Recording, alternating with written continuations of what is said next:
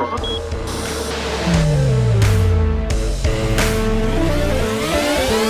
everybody, welcome to the InPsight Show. I am your host, Danielle Egnew, and you are a fly on the wall too everywhere. Welcome guys, how are you? Oh, we're just going to jump right into our topic today. It's a heck of a topic. It's a big topic. So we're just going to get railing away with it. And our topic today is about the high cost of hysteria. And, you know, there have been some previous podcasts that, quite frankly, I had recorded and I just canned because the news is changing so quickly. Everything is happening so quickly that by the time we got them through production and into post-production, the news cycle had moved on. And I was like, oh my God, this is insane. So we're going to just start here and kick this out here and talk about the high cost of hysteria. And what is this all about? I mean, what are we dealing with here? When we're talking about the high cost of hysteria, what are we talking about? Well, I think most of us have been following the news, or even if you're not following the news, even if you're somebody that doesn't want to deal with any of this stuff, don't you find that it gets so old because you're just like, wait a minute, why are my friends talking to me about the latest terrible thing that's happening? Or, you know, Charlie Kirk was shot. Holy mackerel. You know, I didn't even know who Charlie Kirk was, gang. When Charlie Kirk was killed, I got on Facebook to go look at some family posts. And I see this post that says, Charlie Kirk was shot, no way, blah, blah. And that's all it said. And I thought, who the heck is Charlie Kirk? So at first, to be perfectly honest with you, I thought Charlie Kirk was some Democratic senator somewhere. I just assumed that our boiling point had gotten to a particular level in this country and we'd sort of had it and somebody was going after. I shouldn't laugh. It's terrible. It's not funny. But I mean, I literally thought that it was some Democratic House representative or something, kind of like, you know, the poor Minnesota reps that were gunned down. So I go and look it up and I see that Charlie Kirk is, of course, Charlie Kirk. And I'm reading about Charlie Kirk and I'm thinking, oh, he's a podcast host. He's this content creator that does debates.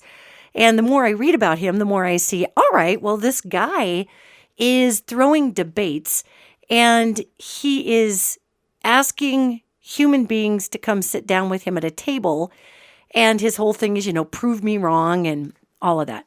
So I'm looking at all of this and I'm thinking to myself, okay, this is kind of a weird situation because this guy's like 30 something and he's going to college campuses and he's putting at a table and asking young people to debate. Now, I didn't know, you got to keep in mind, I knew nothing about this guy. Okay. I just thought, well, that's kind of weird. I mean, if it were a person from the left doing that, I would think that was kind of weird that somebody in their 30s would be sitting down, or I mean, even in their late 20s would be sitting down with 18-year-old kids and debating them for fun on a campus. I just thought that was weird. But I thought, okay, well, whatever, you know, do your thing. Well, then I get in and I start listening to some of the stuff he's talking about, which is obviously very inflammatory. And I'm looking at different videos and I'm looking at fans of his. I'm looking at pages of fans of his.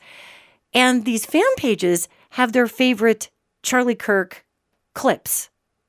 And their favorite clips are talking about, he's talking about how much he can't stand this person or that person or gays or black women and they're like, oh, I'm really going to miss a truth teller like Charlie Kirk. And I was like, are you kidding? I mean, you know, yes, we are allowed to say whatever we want in this country. Well, once we were, we still are allowed to say whatever we want in this country. But the more I was researching this guy, he was saying some pretty raunchy stuff. And what was weirder than that was the people who loved the weird raunchy stuff he was talking about. I had a really hard time with that. I thought, wait a minute. Shouldn't people be disturbed by this concept of black women can only get ahead if white people make space for them? But no, there's all these folks out there going, oh, there's Charlie Kirk. He's telling the truth. God bless you, Charlie Kirk up in heaven. And I'm thinking to myself, okay, I think I'm more afraid of the people that Charlie Kirk left behind than Charlie Kirk himself. Because what was so weird about the whole Charlie Kirk thing was that here's this guy I'd never heard of who was brutally shot, and it was awful how he was killed. Awful, awful. He was killed on video. He had fans. So these people felt like they knew him, right? They were like, but I know him. So he dies, obviously, just instantly. And then, of course, there's this hysterical outburst that happens. Either people saying, wow, he really deserved it, which, you know what, man, too soon, everybody, too soon, okay? And nobody deserves to get shot for something they're saying. Even though I don't agree with it, even though I think it's hideous, the things he said about my LGBTQ community I thought were terrible.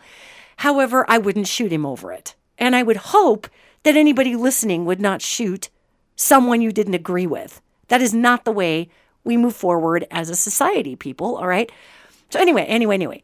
So I'm reading these comments, you guys, and I'm just like, what is going on in this country that all of a sudden here's Charlie Kirk memes, like instantly about the martyr Charlie Kirk. And so I'm just going to back this up a little bit.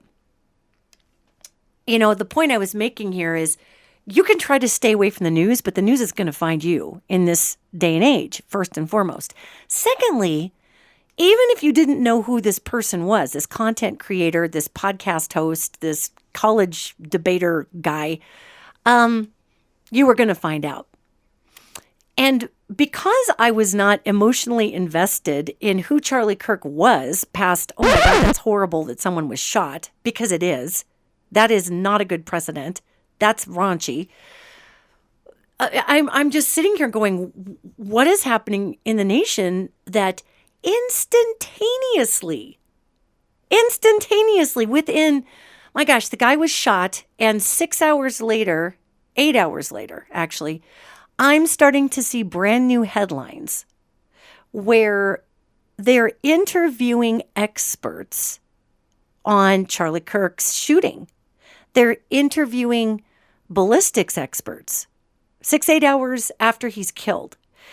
And I am seeing headlines that say things like the shot that killed Charlie Kirk, not from a professional, or shot could be made easily, says ballistics expert.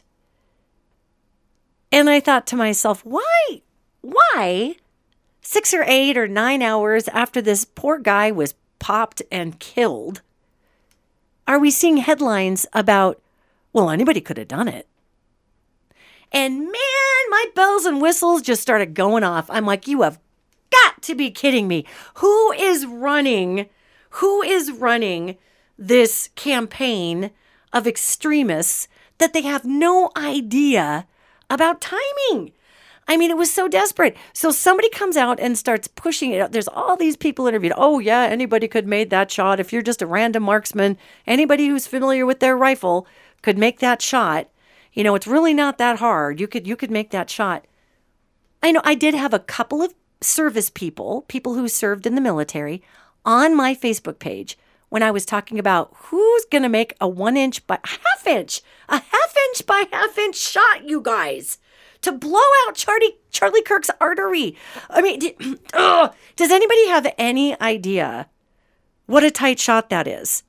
I mean, you can't just shoot somebody in the neck. You have to destroy that artery. You have to blow it apart so hard that they can't patch it, jump it, put a something in there. It's got to be just so wrecked that they can't fix it, you guys. That is a kill shot. That's a freaking professional kill shot right there. Okay?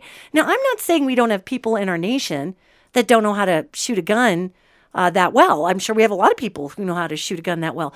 However, you guys, this whole thing, the neck shot, him just falling over dead, his eyes rolled back in his head and he fell off his stool. He didn't even have time to say, ouch.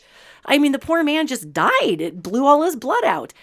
And I'm not trying to be graphic. I'm trying to point out that this was a very difficult shot to make. Okay, now a couple, like I said, I'll repeat myself. A couple of people on my Facebook thread came back out and said, well, I'm in the military and that's really not that tough of a shot to make if you have a decent scope and whatever. They were both in the military. I'm in the military. That's not a very difficult shot to make. Well, maybe not if you've been trained by the military. Okay?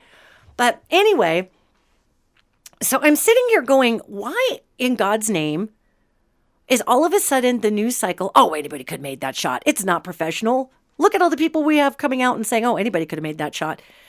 Let me tell you something. Who remembers, raise your hand if you remember Ronald Reagan getting shot in the armpit and living. Do you know what they didn't do? They did not come on the news and talk about how anybody could make that shot. Now, granted, it was very close quarters. He was shot real close up. But nobody talked about that. You know what else nobody talked about when Trump's ear bled? And that's all I will say about that. When Trump's ear, quote, bled, end quote. Yeah, you know what I'm thinking. When Trump's ear, quote, bled, end quote. They didn't come out and say, boy, anybody could have made that shot. Anybody could have made the shot that nicked his ear, supposedly, and killed the guy behind him. Not one thing about the shooter's ability. So I think you know where I'm going with this. So this whole thing stunk. This whole Charlie Kirk thing stunk. And then all of a sudden they find this guy and he wears Trump wear. He wears his American flag shirt. And they say, he's supposedly saying, I shot this guy. The parents turn him in. He's Mormon. He's living with a trans person, which then, of course, the Utah governor had to misgender the trans person and saying he when he was talking about this woman that he lived with. And then it went on, the narrative quickly spun out that he was a lefty and this was his girlfriend. Okay, this was his partner. Well, that was all over the internet. This was his partner. His partner was this trans woman. Unless you are the governor from Utah who was saying his roommate, he. So then it comes out that they were just buddies. But the narrative was spun so quickly that this guy was a lefty and had a trans girlfriend. We don't even really know what the truth of that is because then it started coming out, no, we're just friends. And then the whole entire thing was snapped off the news cycle. Okay? And they were trying to paint him as this big lefty, and that was snapped off the news cycle. I was very disappointed in my local paper, the Billings Gazette, who has been beautiful in covering Pope Jane, my band, over the years, and covering anything I've ever done over the years. They've been so lovely. And I was so disappointed in a headline they chose regarding this whole situation. The headline they chose was, Utah governor says Charlie Kirk shooter is on the left. That's what the headline was. And then when you got into it and read about it, when you actually read the article, yes, the governor did say that the Mormon governor of Utah thought that Charlie Kirk must be on the left. That's what he said. The article went in there to say this guy was not registered as a Republican. He wasn't registered as a Democrat. We don't know what his story is politically. He hasn't voted in the last two elections. And he was raised in a gun culture. What we do know is he was raised in a very, very conservative family. You know, the kind of families that they pose with their AR whatevers for a Christmas card. That was his family. In fact, his mom took down a picture of herself with an AR something semi-automatic something. After this happened, she had a picture of herself up there with a Santa hat on or whatever. She took it off her Facebook page. So very clearly, we've got this person who some were saying, we still don't know what his story is, Tyler, some were saying that he was radicalized by other podcast hosts that were jealous of Charlie Kirk.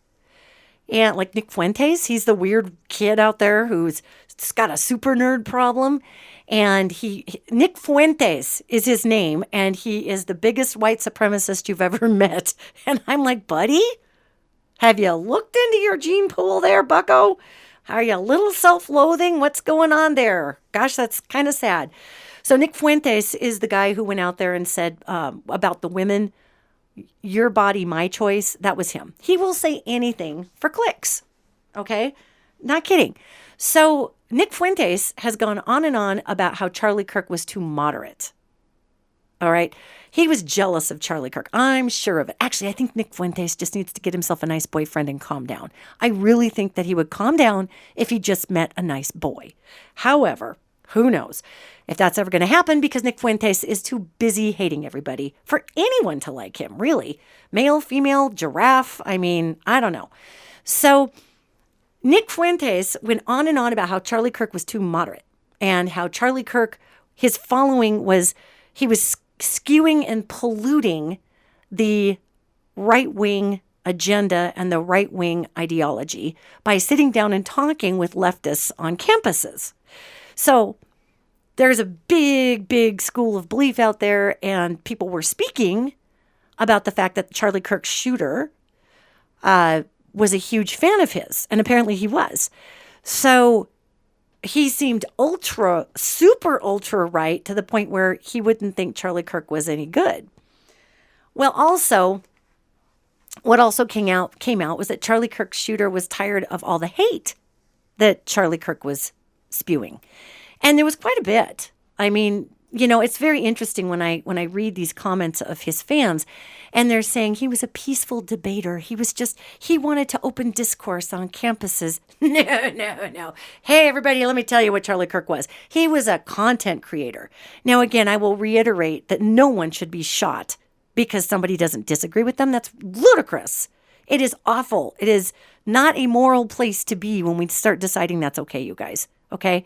That being said, Charlie Kirk was a content creator. He was not a debater. Okay? And if you go and you watch any of his debates, they weren't debates. What he would do is he would get a young person to start talking, and then he would start doing the Socratic questioning method, and he would start asking them questions. What is a woman? What is liberty? Blah. And when the kids started to answer him back, Kirk would interrupt that person and berate them. He would interrupt them and make fun of them. He would interrupt them and best them and throw a fact at them and then berate them. And it wasn't just, I'm going to refute your fact with my fact. He would make fun of them. He would chide them. And then he would hit them with a fact and then make fun of them some more. Now, I don't know if y'all know this, but I used to be back in the day, spin the time machine backwards, here we go.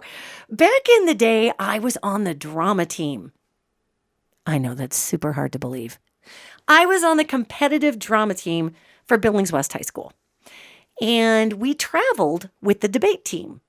And we went to meets. And back then, competitive drama and still debate and drama and speech are sports. They're considered sports in the state of Montana. So I was in drama, so I would learn my 6 to 12 minute piece, and then I would go in and compete against a bunch of other kids, usually 10 other kids who were doing their 6 to 8 minute piece. And we had a judge, and the judge would rank you 1st to 8, 1 through 8 or 1 through 10, how many ever you had in your round. 1 being the best, 10 being you tried really hard, but probably weren't the best. So you would do this, and you would go through 3 rounds. And then if it was a small meet, you go 3 rounds and finals. If it was a medium-sized meet, you go 3 rounds, semifinals, and finals. If it was a huge meet, you would go 3 rounds, quarterfinals, semifinals, and finals. So if you made it all the way through, your gauntlet of competition, then you'd performed your piece. What is that? 1, 2, 3, 4, 5, 6 times by the time it was all said and done. Usually over 2 days, and you would get judged every time. Well, the same time we're doing this in drama, the debate kids are doing it, and the speech kids are doing that. And speech and debate had all sorts of. There's Lincoln Douglas debate. There was a debate where you got up there and you had your trays, and this is the days before the internet, you guys. So the debaters they had these huge bins of evidence they were carrying around. And in an actual debate, one person goes for a minute or 2, depending on the debate structure. Then the other person goes for a minute or 2. You don't interrupt each other. You don't berate the person. You don't make fun of them as they're answering. You don't pull I call it pulling the Trump. Wait. And here's my thing. And here, like the ADD version of debate, okay? This is what Charlie Kirk did. He was not a debater, you guys. He did not even follow the basic rules of debate. And if there's any of you out there listening that understand what debate is, you're going to be going, yes, thank you, oh my God. And I was never in debate, but I had debate friends, okay? And they were always talking about the intense rules of debate. And if you broke the rules, you lost the round, man, okay? So Charlie Kirk, God bless his soul, okay? Nobody deserves to die like that. However, Charlie Kirk was not a debater. He was a content creator who created sensationalized content by verbally beating up kids that he was 10, 12 years older than with basic facts and a lot of really snarky commentary, while his team filmed all this and then edited it to make him look like a genius and to make those kids look like morons. And then he would take this footage of these kids that he just basically kicked around, the mulberry bush, and he would put it online. I mean, wow. So, I had a really hard time when so many people in my social feeds were like, oh, Charlie Kirk, he's just this debater. I'm like, no, he's not. He is a content creator, and he is not a debater, and he doesn't even know the rules of debate, okay? And now, oh God, now everywhere online, somebody will say something snarky or stupid or black and white and then say, prove me wrong. And I'm like, oh, why? Why are we devolving? Why? Why is this species, you guys? Oh my God, we have to try harder. This is so awful. So I'm looking at this phenomenon, and now I'm seeing memes that came right out after he died, you guys. I mean, there was not a beat. This guy is shot, and then 45 minutes later, the internet is being flooded with Charlie Kirk martyr, Charlie Kirk with Jesus, Charlie Kirk with Martin Luther King Jr., JFK, with a thing that says, when you speak the truth, you're killed for it. Boy, that was fast. Goodness, that was fast, guys. You know what I'm saying? It was real fast. How fast all these memes flooded. And, I can maybe get the Charlie Kirk martyr thing. I get that, there could be some very Christian person who's flipping out and they go in that direction. But you guys, some of these other memes had they took a minute. Now, I suppose AI could have made them all. But the fact that they popped up so fast got my attention. The fact that all of a sudden the newspapers, 6-8 hours after this poor man is killed, they are running headlines going, oh, anybody could have made that shot. Don't worry about it. That's not a professional. Look over here. Look at the puppet. Look at the hand puppet over here. Okay. I couldn't believe it. Because the minute Charlie Kirk was shot, you guys, the minute I didn't actually watch. I saw stills of him falling off the chairs. I didn't watch him get shot. I don't have the stomach for that. I couldn't do that. I didn't need to watch him get killed. Guys, what I did was I just felt what it felt like. And I kind of watched some of these stills, and all I could think of was, oh my God, they wanted Charlie Kirk dead. And when I say they, you might be wondering, who are you even talking about? Yet there is a group of folks, I've been talking about it for 2 years, that would love our country to absolutely just blow out into a civil war, gang. They want our country to blow out into a civil war. And the president was purportedly shot at twice, whatever. Nobody warred then. Okay, I think they were, honestly, I think that the folks who want, and this isn't the conservatives who want a war.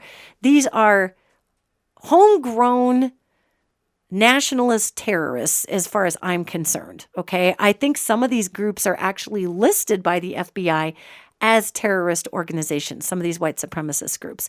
However, we'll just call this a a faceless, nameless Christian nationalist, I don't even want to call him Christian, extremist nationalist group that has been wanting us to just fall into a pit of despair since 1963, since the Civil Rights Act was passed, since white people could marry black people. This is the same agenda that the Heritage Foundation has been working towards, guys. And before it was the Heritage Foundation, it was called something else. It's been like 3 different incarnations of things. And this is its latest incarnation.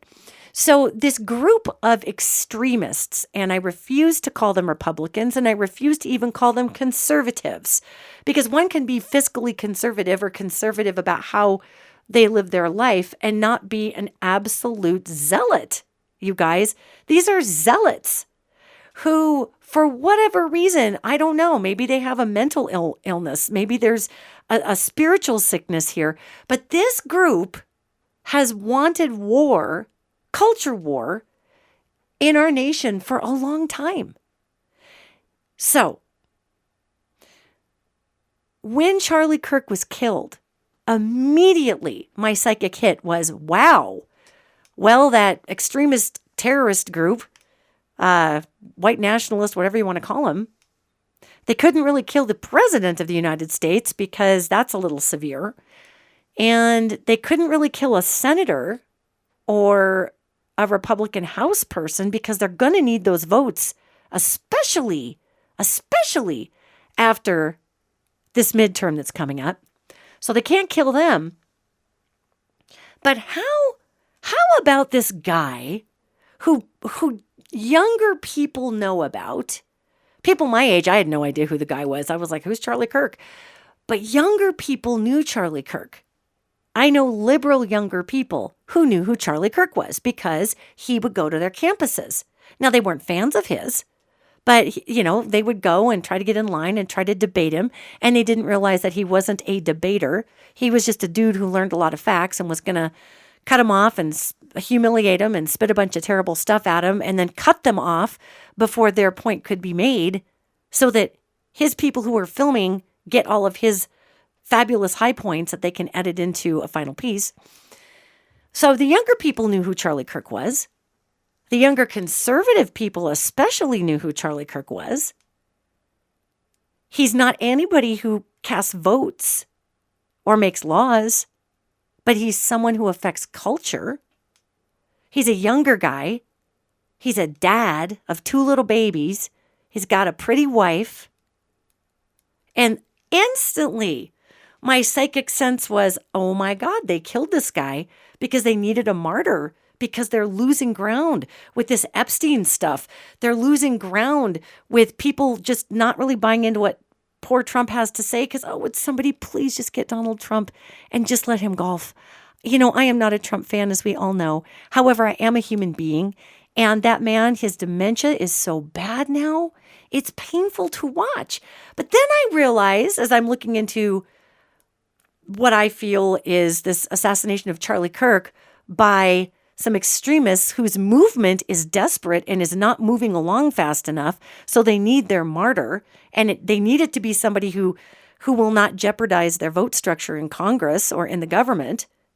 And they need it to fire up younger people, because if you'll recall, Joe Rogan, towards the very, very, very, very end of the 2024 election, came out and supported Trump. And then all of these young men, these white young men predominantly, were standing in line to vote for Trump because Joe Rogan told them to. So it was very interesting for me to watch this extremist movement, we'll call it that, analyze who their soldiers would be, who their passionate people would be. It's sure not going to be the 50-year-old sitting around who didn't get up off the couch when Trump was supposedly shot, okay? And I know there's a lot of people who believe that really happened. So, and it did. There was a human being who was shot and killed, guys. It just wasn't Trump. Because we had to make it look real, and somebody lost their life, and it just makes me rage, but I can't do anything about it. And I sound a little bit like a nut when I talk about it, so I really try not to. Even down to how the Secret Service acted. I'm sorry, I'm going to diverge a little bit because this is all part of the same issue here. I'm going to go back to Trump's assassination attempt. And I remember when it happened, he was up on stage for quite a long time before his Secret Service people got him off stage. And he had enough time to stand up there and wave his fist right in front of the upside down flag behind him. The perfect photo op.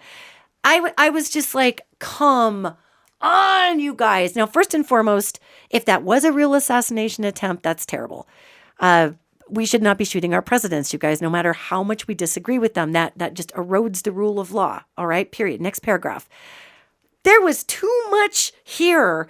When I looked at that, I looked at the footage of, he's up there and he's like, fight, fight. And he's got his hand in the air and he's saying, fight, fight. And the Secret Service agent, there's a woman to his right, and she's underneath of his arm. Okay, he's got his arm. Now, granted, he's a tall man. He's 6'4", but he's got his arm up above her, and his armpit's completely exposed. His upper body is totally exposed. She's bent down, like it looked like she was trying to get out of a photo. And I'm thinking to myself, girl, what are you doing? You need to have your arms up. You need to be shielding the president. Do y'all remember when Reagan was shot? You remember that? Do you remember the human wall, the human cocoon that his Secret Service agents made around him? Do you guys remember that? I do. My God, you couldn't have gotten a butter knife through that. Those Secret Service agents just wrapped around him. But in the Trump situation, good Lord, she's getting out of the way. He's wagging his arm. He's up there for a good 3 or 4 or 5 seconds while he's saying, fight, fight, fight. They had Reagan tackled to the ground in a cocoon and drug into the back of a car faster than you could say, what happened? Do you remember that? Anybody who was alive during the 80s? So I'm looking at this Trump thing going, my God, are you just giving everybody 5 seconds for that photo? Because that's unbelievable. So anyway, whatever. So either that or the Secret Service has just gone to hell. That's the only other thing I can think of. So moving forward, now we have this terrible Charlie Kirk thing. And the whole thing just stinks, you guys. This whole thing stinks. And they catch Tyler, and Tyler says, yep, I did it. He's not cooperating with police. We're not hearing about any of it now. We're hearing that Utah is recommending the death penalty. But look at that. We're not hearing a thing about this guy anymore. All we heard were the manufactured headlines of, oh, he's on the left, he's on the left, he's on the left. And then they went radio silent because the trans roommate, his roommate, she's been talking to the police going, I had no idea this was going to happen. And there was this bizarre chat record that was absconded with by law enforcement that just seems, I was reading little bits and pieces of it, and it was supposedly this kid, Tyler talking to his roommate, and even the verbiage was so ridiculous. It was like, it was me, my love. I did it. Blah, blah, blah. It was so strange and so weird that now they're not even talking about that because friends of his came out and were like, he didn't speak like that. And it was just a very strange thing. So there is a school of thought, and it's actually come out from a lot of younger conservative podcast hosts that they think that those set of texts were manufactured by the FBI. Now, I don't know whether that's true or not true, but I will tell you this whole thing feels manufactured, period, by, it is by this group of people who want us to have a civil war with one another, this extremist group. So we're not hearing anything about the Charlie Kirk shooter anymore. That's just disappeared off the news cycle. All of a sudden, we hear that a man drove a truck into a Mormon church and shot up everybody. And of course, President Trump came out and started saying, oh, it's another leftist terrorist, blah, blah, blah. Even though this guy was as deep right as you could get. Deep right. He was a former military person. There was a lot going on there. So we've got this bizarre situation going where people are dying. We have people in charge saying, oh, this person is associated with this movement. That's not true. And whether or not the Charlie Kirk shooter turned to be super blue or not, maybe he did. Nobody knows. He's not talking. Isn't the point. The point is someone was killed for their opinion, and that should never happen in this country. Neither should pulling Jimmy Kimmel off the air, but he got right back on when Disney didn't want to go broke. So, okay, that was 5 seconds of, I guess that's not going to work. Jimmy Kimmel can go back on the air. Charlie Kirk can't come back from the dead. All those people who were shot in that Mormon church can't come back from the dead. And the minute Charlie Kirk was shot and I realized who he was, I thought, oh my God, they finally got their martyr. They finally got it, because I've been telling people in my immediate circle, and I've been careful who I've said this to, because it really does make you sound like a nut, you guys. I was just seeing that there is such an enormous desperation. In fact, a super good friend of mine and I had to talk about this today, about the desperation that's out there to get this, to try to launch something. There's this desperate move to hurry up. Let's call all the generals together. Let's make sure they swear an allegiance to Trump. Let's make sure that desperate. There's this desperate energy from the old world, because the old world is crumbling and it can't stand on its own anymore, guys. All right. So I've been telling people, man, something's going to happen. There's going to be an escalation here of violence. And I am not saying that someone on the left couldn't kill somebody. Absolutely. Crazy people are crazy people. It doesn't matter your beliefs. This, however, felt so orchestrated, from the kill shot that could blow apart an artery with such precision in a 1/2 inch by 1/2 inch space, supposedly from an angle in back. When they were showing where the shooter was, he was like way off to the side of Charlie Kirk. I'm like, that's weird. All right. So, I mean, I'm sure there's layers and layers here. And I do think people are sick and tired of the hatred. And I do think people are just snapping. I think that's true. Yet I also see that this deep, deep religious right movement has been begging for a modern martyr for quite a long time. You know, they watched what happened with the Reverend Dr. Martin Luther King when he was killed. They watched that galvanize his message. Now, what's interesting about how horrific all of this is, and if you can step out of the pool of horror for a moment, and because it is terrible, and look at where we're at as a country, that a group of people, let's just say for the sake of discussion, that what I'm feeling in the ethers and what I'm seeing in the ethers is literal, and that Charlie Kirk was killed by somebody who needed a martyr for this deep right cause because they're out of time. They're coming up on midterms. Poor Trump is in his dementia, he's off the cray-cray train. He's making less sense. His own base is upset because their groceries aren't cheaper. Their gas isn't cheaper.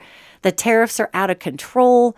The farmers who voted for him are upset because they now don't have the support they needed, and all these 100% tariffs on everything. It's gotten so bad that farmers, there are all of these videos of farmers getting together in our mid-belt states and in our corn states and just praying together because they can't do anything. And they're literally praying to God, these poor people in a group, saying, dear God, help us. We're going to all lose our farms. We feed this country. We feed Europe. And we're going to lose our farms. You know who wins if farmers lose their farms, guys? All of the Monsanto type companies win. They go in there, they buy up all those crops, they plant whatever they want. China comes in. I think actually Biden passed a law that said China couldn't buy big plots of land here. I believe, look that up. But there was some law about China buying farmland here. So, you know, there's a lot that's going on right now, and there's a desperation to keep control as the wheels go flying off the cart, financially, spiritually, and socially in this country by those who wish that it was 1850, and they're losing footing. So this is where the nature of human beings comes in, gang, okay? This horrible stuff happens with Charlie Kirk. Obviously, it's terrible. Bernie Sanders comes out and says this is inexcusable. Political violence in this country cannot happen. It's not who we are. It's not okay ever, period. And at the same time, in contrast, we have Trump over there saying this is despicable. This is the terrorist left.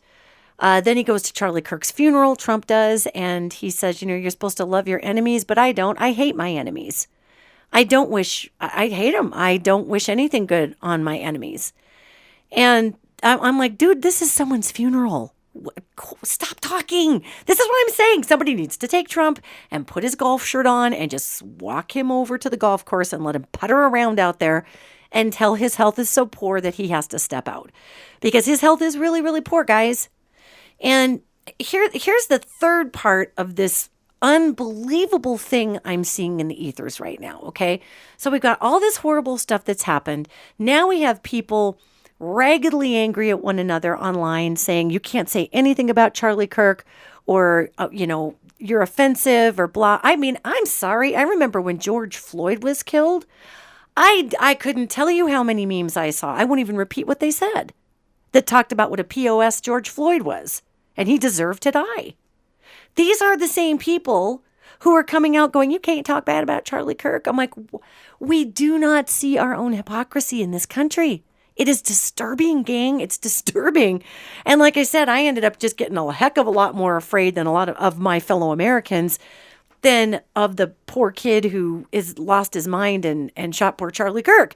I'm just looking at this going, my fellow Americans are living in a la-la zone and are not seeing the hypocrisy here. So I didn't post anything about Charlie Kirk at all. And I had some people kind of pissy at me about that. I got some emails and some texts and some DMs, and people are like, hey, what do you think happened? I think this was an inside job. What do you think happened? And I didn't answer. And then they would hit back and say, oh, so you're just going to stay silent through all of this? Or is that who you are? Are you going to be one of those people who just doesn't say a word? Are you going to play it safe? I couldn't believe it. I'm like, first of all, who the hell are you? Secondly, have you lost your mind? Give it a minute. A guy just died brutally. It's gross and weird. And no, I don't agree with him. Yes, I see him for the sensationalized content creator he was, but this is not the time to go on and on about what a POS the guy is. Just give it a minute. Oh my God, this vile need, and I do think it's vile. I'm sorry. I think it's a vile need. The vile need that we have to go and just immediately start urinating on somebody's grave 5 seconds after the body's not even cold yet. That's a brokenness, you guys. I don't ever want to become that person. And I highly suggest none of you do either. That is a brokenness of spirit in people. To be that vitriolically charged when somebody dies. Now, I didn't know Charlie Kirk, so I had no feelings about it. Once I learned how vitriolic he was and how acidic he was in the things that he said, I said to my wife, I said, man, that is somebody taking your life into your own hands in this day and age. People are crazy. People are crazy. And you know what? I bet a lot of people said that about Martin Luther King. Where I draw the line is when I had other people on my feed trying to compare Charlie Kirk to Dr. Martin Luther King. And I had to get back on my Facebook feed and say, guys, Martin Luther King was stumping for love and tolerance and bridges to be built between all of humankind. Charlie Kirk is out there stomping for one very narrow belief system while trying to prove that other belief systems are lesser than, along with the people involved in those belief systems, and that different races are lesser than, and people of different gender identities are lesser than. That's a big difference than trying to build bridges and bring unconditional love and healing to a nation that was divided by race. A huge difference. And people would come back and say, well, he was a Christian and Dr. Martin Luther King was a Christian. I said, Dr. Martin Luther King was actually a Christian. I don't know what Charlie Kirk's deal was. He said he believed in Christ, but his mouth did not reflect that. So whatever. But there was no talking any sense to this. So of course I was not going to turn around and say, oh my God, I think the extremist right popped Charlie Kirk. That's the last thing I'm going to say right after this all happened, because it was very shocking. It was very shocking the way he died. It was ugly. It was brutal. It was in front of kids on a college campus. It was pretty heinous. So no, I was reserving my commentary for later, and certainly not for a Facebook post, because there's too many tiny details in here. So let's just say for 1 second that what I'm seeing in the ethers and this psychic hit that I got about this being a hit on him by the extreme right because they needed a martyr and they were running out of time, let's just say that was correct. Okay? Well, now let's speed up the clock just a little bit, and we've got, oh boy, Trump and his dementia. It's just, I just can't even. I know. I have friends mad at me, physically angry at me, like getting up in my face and angry at me because I feel bad for Trump. They're like, you shouldn't feel bad for him. He's a piece of crap. I'm like, you guys, he's old and doddering and he's making a fool out of himself and nobody's telling him to sit down. He's making a fool out of the United States. He's issuing deadly, weird things like, we're going to put the troops in Portland. So now there's a war on Portland. I just got back from Vancouver, Washington. I was in Portland. Nothing was going on, nothing unusual except for sunshine. That was weird. But I mean, it was a beautiful day in Portland. I went to watch my niece's track meet. It was gorgeous. Nobody had blocked streets. There was no war. There was no craziness. But in 2021, there were riots over George Floyd. And Trump and his demented brain is back in 2021 going, Portland, Portland. Also, Portland is the mega hot button. Out here in Montana, you guys, we have these billboards. I'm not kidding.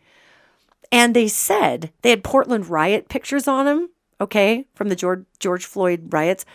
And on that, it says, don't let Montana become Portland, vote Republican. That is the, Portland has become the big buzz phrase for, blue mayhem is Portland. And it's just so stupid because if you've ever been to Portlandia, it's just it's a blissfully weird place. The Keep Portland Weird stickers.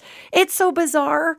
It just does its own thing. And I was laughing so hard. I literally out loud when Trump was like, it's a war zone in Portland. I'm like, yes, yes. Every man bun is throwing a oat milk latte at those who drink chai. It's terrible. It's a terrible situation. So with this extremist group trying to speed up the timeline, I believe part of the reason they're trying to speed up the timeline is because Trump's health is deeply failing. And I have been saying this forever, but his health is really bad, you guys. It's really, really bad. I mean, his heart is bad. His circulation is bad. I see backups. Now, this is all psychic information, okay? So take that. But I see his liver, his heart, his kidneys, everything is backing up on him. He's on so much medicine.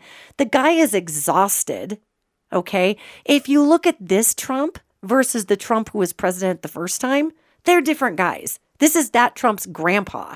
That's who we've got now. He is exhausted as an old man. So exhausted. So if you're trying to speed the timeline up, why would you want to do that? Well, you've got somebody who's probably going to keel over while they're still in office.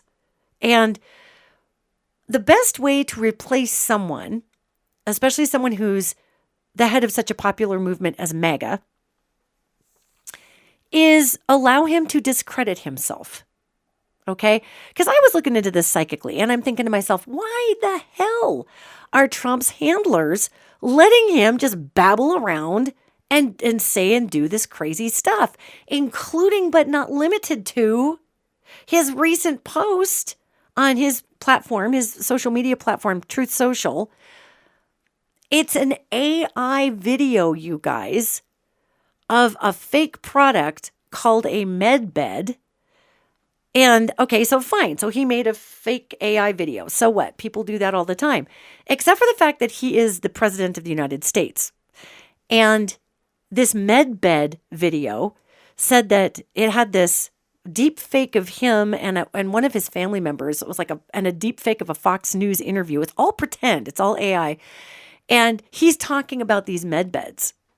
And he's saying, we've entered a new era in medicine. Everyone will be issued a med bed card and everyone will have access to the med bed.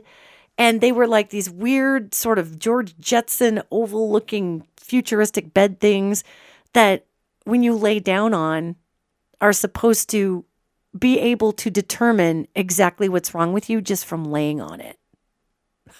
I'm not kidding. And so all these poor babies out in the United States are like, President Trump said there's a med bed and I get a free card. And I'm like, honey, that's not even real. The med bed is just an idea. It's not even real. There are no med beds. It's a fake video. Those are fake cards. So here is the president of the United States putting this content out on his frickin' page on Truth Social. Now, if I am the extremist radical movement that needs to replace the leader of MAGA, I first need him to discredit himself and make himself look like a fool to everybody else so that his flock will be scrambling around going, oh no, our commander-in-chief has finally popped the very last cog he had. I will never admit that, but who will be my fearless leader? Because now we've got, and I'm not saying everybody who voted for Trump is a cultist, you guys, so calm down with your little fingies that are going to send me nasty notes. Just calm down for a minute. I am saying there are certain people who have deified this man, who have made him an extension of Jesus. This is true. Who have made him an extension of God. And you can't just pull that person out of rotation. All right.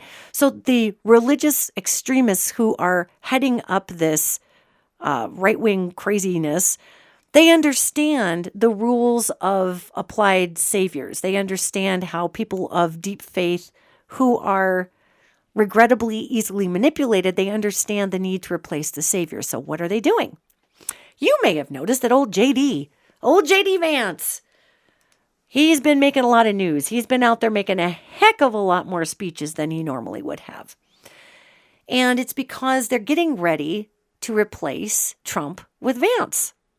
Because everybody knows his health is really, really poor. It's terrible. I think they're hoping they can at least get him through most of the presidency. I think there's a good chance that Donald Trump may just go to sleep and not wake up in the morning. He is very stressed out. He is not handling the disapproval well. His body is giving out on him, and he's far more ill than anybody is letting on. He's slowing way down, and he can't control what comes out of his mouth. He never could, but now he really can't. I mean, he's just letting it fly. He's letting everybody know. I called up the Texas governor and said, find me 5 more seats. And then everybody knows that Texas redistrict. And so now California is trying to redistrict to combat Texas. I mean, this whole thing is it's so grievous. So if you're going to replace the figurehead, you have to have them discredit themselves. And I think that's why everybody's just in that camp, especially the extremists who put him in power in the first place. They're just stepping back and watching him just fritz out like a robot malfunctioning. They're just letting him, okay? And of course, JD's getting up there and saying all his things. And JD Vance is another one that I think if he could just find a nice boyfriend and settle down, he would be fine. But that's probably not going to happen. So whatever, man. Anyway, this whole thing is so bizarre that it could be a Michael Crichton novel. I'm not even kidding you. I look at it psychically, I look at it spiritually, and in the end, it ends up failing anyway because you can't stop the evolution of a society. You just can't stop it. You can't roll it backwards. Once something has gotten to a certain place, I mean, lattes are $6.50. They're never going to be back. They're never going to go back to being $1.95. Never, never, never.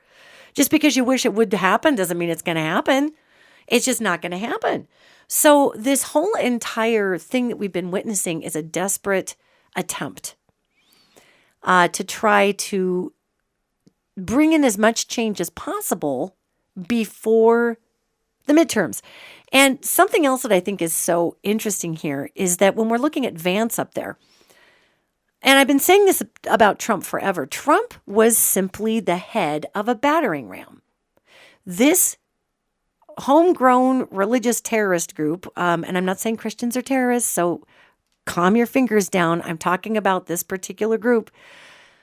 They are pretty awful. And they used Trump, his face, just imagine like a log, okay?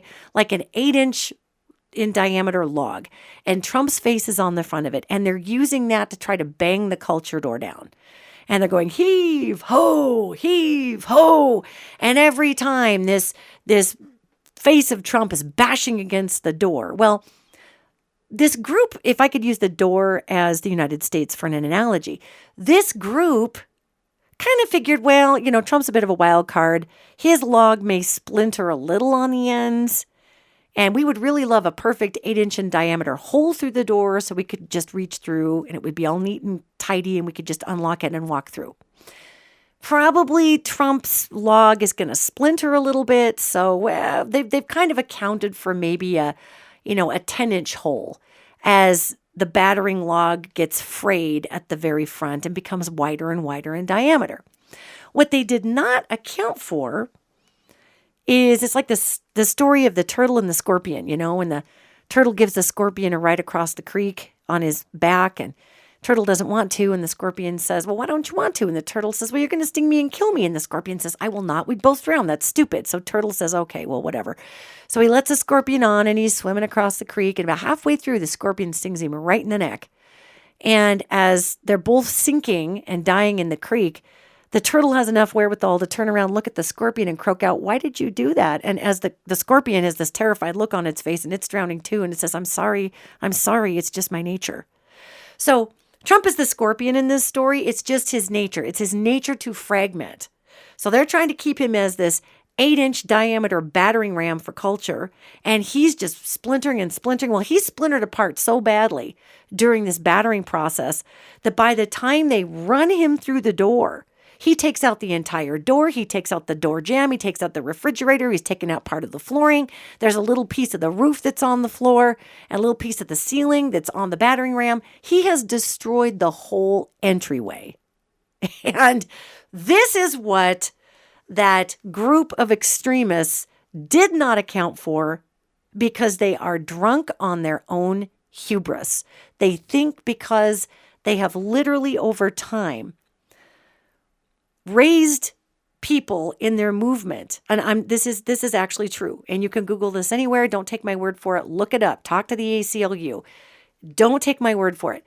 They have raised people up in their movement from being a bitty little kid that they were going to be the conservative judge for Jesus, the conservative cop for Jesus, the conservative lawyer for Jesus, the conservative district court judge for Jesus, the conservative Supreme Court for Jesus, this conservative school board member for Jesus.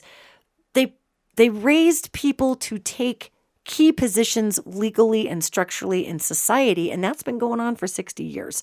So finally they got it all in place, and it's still failing. And now they can't control Trump on top of it, and they need to get rid of him to get somebody far more young, connect with everybody, because the younger kids aren't really connecting with Trump as much as they could. They're connecting with younger podcast hosts who are connecting with Trump. So they need Trump to discredit himself so that the MAGA base, MAGA, Make America Great Again, is really Trump branded. So here's a little future cast for you. When President Trump is not with it enough to continue on, and they stick J.D. Vance up in front, or he's just too ill, or he passes because he's not well, you guys, and they stick J.D. Vance up there, J.D. Vance is not going to say Make America Great Again. He's not going to diss the MAGA movement, but he's going to start the Christianity first, Christ first movement. That's going to be his whole thing. So the C1 movement is going to come out and go everywhere. And that will certainly be interesting. But until now and then, we're going to hear Donald Trump say lots of crazy things, like he's going to try to declare Christianity as the national religion. That's going to go over like a lead balloon, of course. And honestly, that obviously can't really be legally upheld because because it violates the Constitution, first and foremost. But secondly, it's just an inflammatory thing to say, like Gulf of America, or we're going to make Hershey's chocolate America's, official chocolate, whatever. It's just an inflammatory, distractionary thing. We are going to find out coming October. We're right on the edge of October, you guys. We are on the edge of October. That could be a Moody Blues song, right? On the edge of October. I don't know. In October, we're going to see some big betrayals coming in to Donald Trump, and big ones from people in his camp. And they taste and feel and look a whole lot like the Epstein situation. So we're going to be seeing who rolls on him in October regarding the Epstein files, the Epstein content. And it may be these same right-wing extremist guys who need to get him out of the way to get a younger person in there pushing their agenda. The problem they're having with the splintering battering ram of Trump is not only has he taken out the whole door jamb in them attempting to just poke a hole through the door to be able to unlock it, to come in, to affect the culture, but the other problem with it is that he's not staying on script enough. And, a lot of these folks, because he owes them favors because they kept him out of prison, right? They were pretty confident that he would at least do what they needed him to do. And he has. And I've talked on this podcast about how miserable Trump has been. If you look at his face, he's so miserable. He's like, I hate doing what I'm supposed to. I hate having to owe people stuff. And he does. And he hasn't been happy about it. But at this point, he's just so off script. He is so off script. There are certain things he's doing that are on script, all the horrible ICE stuff. ICE is deconstructing. I have they are currently clients. They're former ICE agents who are current clients who told me that they quit ICE months ago because the quotas were way too high and the means through which they were supposed to apprehend people made these ICE agents uncomfortable. And it's important to remember, guys, that Biden had, I think it was 4.4 million people that Biden deported, migrants that were here illegally. And I think, was it Obama? Was 3 million? One of the two for both of those presidents. So presidents have been deporting migrants who are here illegally before Trump. The grievance here is the fact that ICE is just scooping up anyone who has brown skin, whether they're Native Americans, and our Native Americans here in Montana are being coached by their tribal committees and their tribal councils to carry 100% of their paperwork on them all the time because ICE are scooping up our Native Americans and trying to send them to South America and saying you're illegal here. Talk about an irony. Wow, colonizer, let go of the native. Okay. So it's so weird what's going on right now. And it's desperate and it's not going to be able to hold, guys. That's the whole point of this. That's why the desperation is so hard. That's why they're trying to let Trump deconstruct himself, that the MAGA base won't trust him. So they rotate over to the Christianity First thing with old J.D. Vance, which still isn't going to stand because culturally there's nowhere for it to go. And there was this big thing with the military just yesterday. And we haven't really heard what that was all about yet.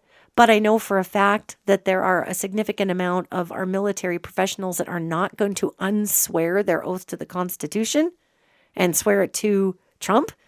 There's a lot of them that will just be replaced or quit. That's going to destabilize military options. I'm sure Russia's super happy about that. I mean, this thing goes so deep, you guys. And some of the people who are working in these extremist religious cells in the United States aren't even from the United States, guys. They're from Russia. Yeah, with the best Southern accent you've ever heard, being the best Christian you've ever seen.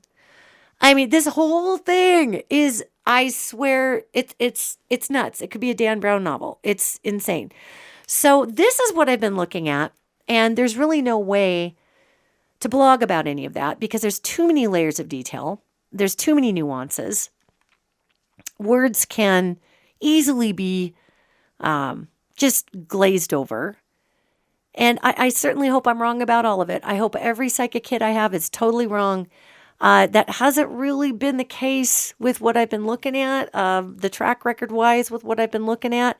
However, it is unnerving that there is a group that would take out Charlie Kirk. It's the same type of group that took out John F. Kennedy and blamed it on who they blamed it on. And it's just bizarre when people bring too much change.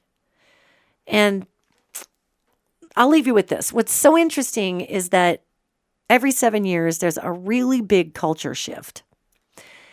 And a big culture shift like this was happening in the 1800s. And it was then the Democratic Party who wanted to own all the slaves.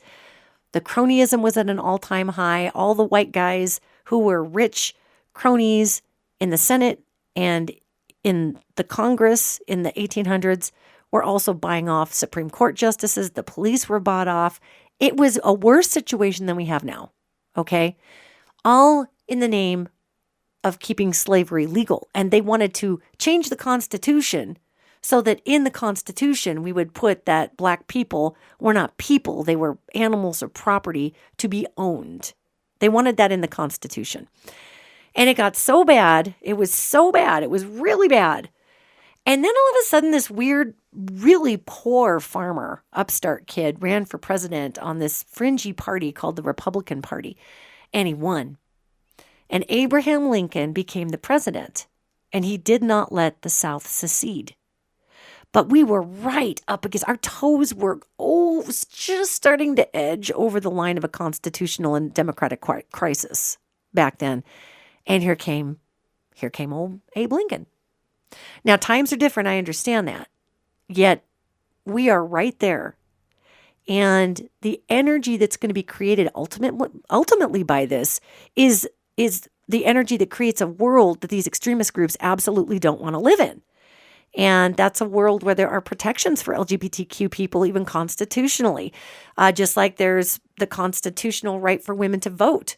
That's enshrined, There's going to be all kinds of protections there. There's going to be protections and there's going to be ways to legally become a citizen of the United States as a migrant that are more effective and make more sense and are work-related. We have a lot of beautiful laws coming and a lot of really humane changes coming. But until now and then, we've got some crazy. And we've got about 15 months of it, but really watch in October for the big flip around. Something's going to come down the pike. And I'm assuming we're going to hear about it in October. We might not until November, but just watch to see what happens with the big Trump betrayal and what's coming. And again, this really does feel like an Epstein issue and a disillusionment with the mega base. And that's where JD steps up. So we've got some strange little things coming, gang. But remember that people believe what they believe for a reason. And the way that we heal our country is to not hate one another. The way that we heal our country is to be able to work for solutions that work for all of us. And I understand there's a lot of sensitive feelings out there. I certainly have my opinions right now. Yet just keep in mind that there is no such thing as righteous hatred. Okay? And yes, Donald Trump dropping dead tomorrow is not going to solve the problem. They will just rotate Vance up. If Vance drops dead, they will rotate somebody else up. If that person drops dead, they will rotate somebody else up. This isn't about the convenience, quote, end quote, of someone dying and getting it over with. Charlie Kirk is dead. And now look at this. I think these extremists really thought that the young people were going to rise up with their guns and get out there and rage.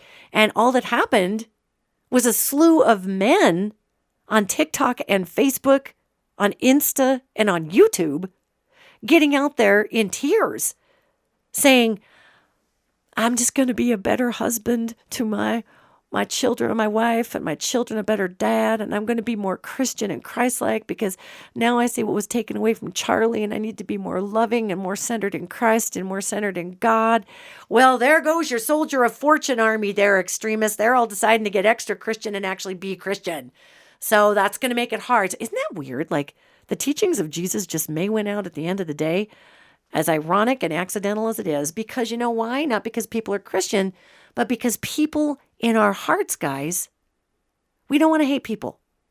We must be taught to. We don't want to hate each other. We don't want to war against each other. We must be taught to. Love is the baseline for humanity, and we must be taught otherwise. So just remember that. Your baseline is love, all right? And do the best you can in this upcoming days of much craziness. Just keep your eyes peeled. We got a lot coming, guys. We got a lot coming. So be safe, be calm, be loving. And if you can't be loving, at least just let what comes out your mouth be silent or be kind. Because the last thing we need to do, gang, is all be part of the problem. That doesn't mean don't use your voice. Oh my God. It just means don't shoot people.